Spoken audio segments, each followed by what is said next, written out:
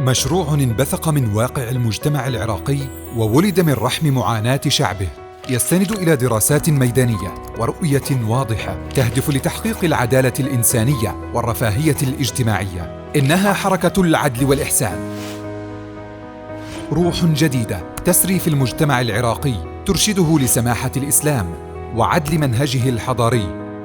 شعارها العدل والإحسان، تبني الإنسان وتشيد حضارة. ولترجمة هذا الشعار في هويتها البصرية عملت على استخدام رمز الميزان دلالة للعدل، والخريطة والعلم العراقي دلالة لبناء العراق، والقرآن دلالة لمرجعيتها الإسلامية، واللون الأخضر دلالة على الحياة والأمل بمستقبل أفضل.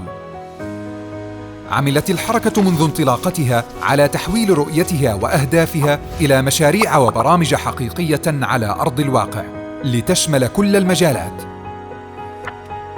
وكانت حريصة على بناء مؤسسات المجتمع المدني الإغاثية والتعليمية والصحية والمجتمعية، واعتماد وسائل الإعلام الحديثة كافة، والسعي لمد الجسور وإقامة العلاقات مع كل الهيئات والحركات والأحزاب الوطنية. حركة العدل والإحسان، تبني الإنسان وتشيد حضارة.